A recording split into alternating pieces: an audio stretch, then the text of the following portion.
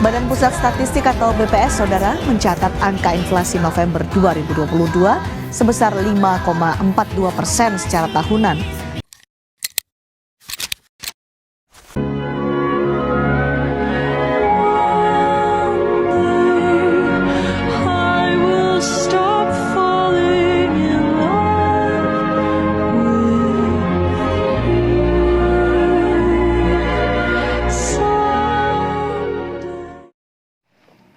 Assalamualaikum warahmatullahi wabarakatuh. Halo semuanya, perkenalkan nama saya Maila Rosa Cahyani dengan NIM 2402010389.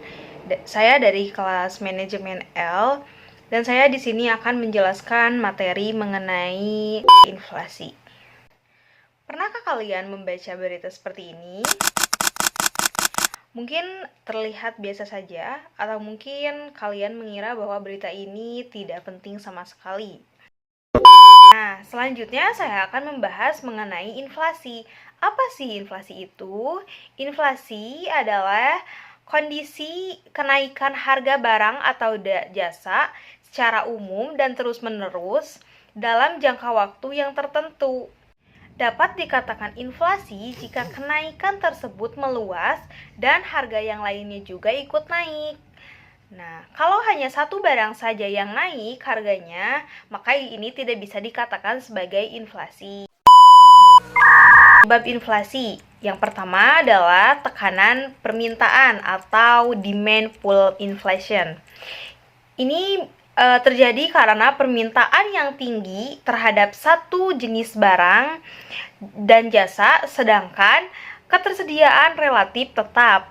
Yang kedua ada dorongan biaya atau cost push inflation.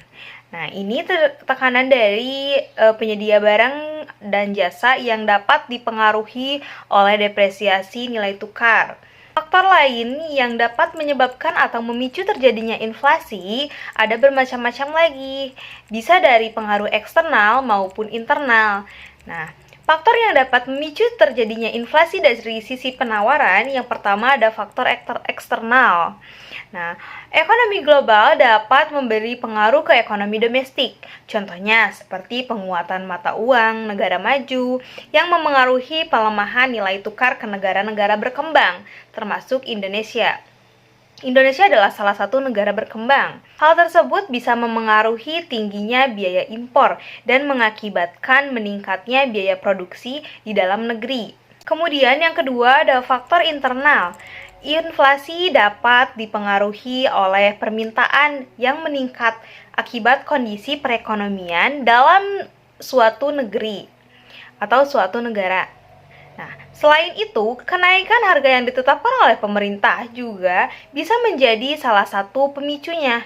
Misalnya, penetapan kenaikan harga BBM yang secara langsung dapat memengaruhi biaya produksi dan distribusi secara umum. Kemudian, faktor yang memicu inflasi dari sisi penawaran, yaitu tekanan dan meningkatnya permintaan barang dan jasa. Contohnya, seperti di Hari Raya Idul Fitri. Nah, ketika di satu waktu itu ada jumlah permintaan yang besar, masyarakat akan berbondong-bondong belanja ke suatu mall atau suatu pasar untuk perayaan Hari Raya, untuk membeli baju atau sepatu dan lain-lain. Nah, sementara ketersediaan atau penawaran barang yang ada di pasaran tersebut sangat terbatas. Nah, tentu hal ini akan menyebabkan kenaikan harga atau inflasi. Cara mengatasi inflasi adalah pemerintah harus menerapkan kebijakan-kebijakan. Nah, di antaranya ada kebijakan moneter dan kebijakan fiskal. Dan ada juga kebijakan lainnya. Nah, yang pertama adalah kebijakan moneter.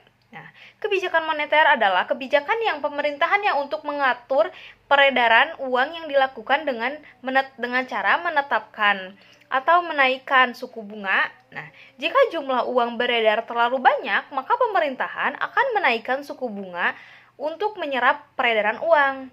Nah, jika uang beredar terlalu sedikit, maka pemerintah akan menurunkan suku bunga untuk mendorong investasi.